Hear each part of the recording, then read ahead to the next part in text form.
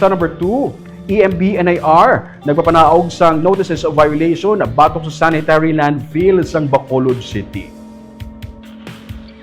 Natukiban sa Environmental Management Bureau Negros Island Region kami nag-ilig sa tubig sa creek malapit sa sanitary landfill sa Bacolod City sa Barangay Felisa matapos ang water testing naging patigayon sang Hulyo 9 kag 20. Inibangod sa ginaligar leakage sa landfill nga nagailig pakadto sa amunga creek. Bangod sini, ginapanaugan na sang notice of violation sang EMB-NIR ang syudad bangod sa paglapas ng Republic Act 9725 o ng Philippine Clean Water Act.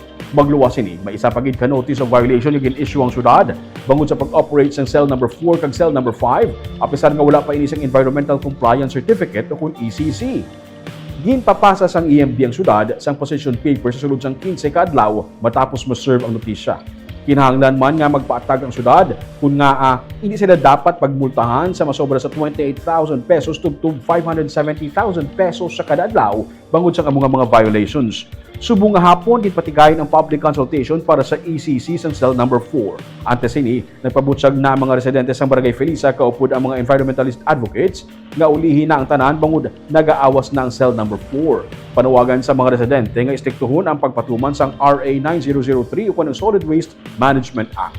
Nagapamatok man ang mga ini sa posibilidad nga mapatuman ang waste to energy sa ilang lugar.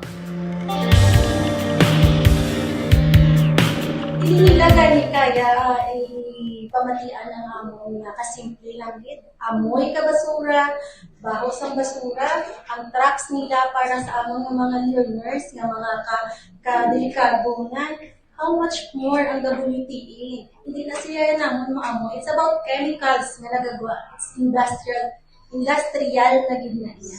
Upon asking sa EMB before the clean air ginatuman pala ina nga may damong asmahon, damong may kakapatay sa purok tumpok sa lapit nga area, nga damong kakapatay tungod sa hapo ng mga seniors, mga kabataan. So, address bala ina, hindi pala kami upod sa public welfare na ginatawag para nadugangan yung pagigamis ng WTE nga kasimple nga problema sa open landfill nila. Hindi nila kami matagaan aksyon.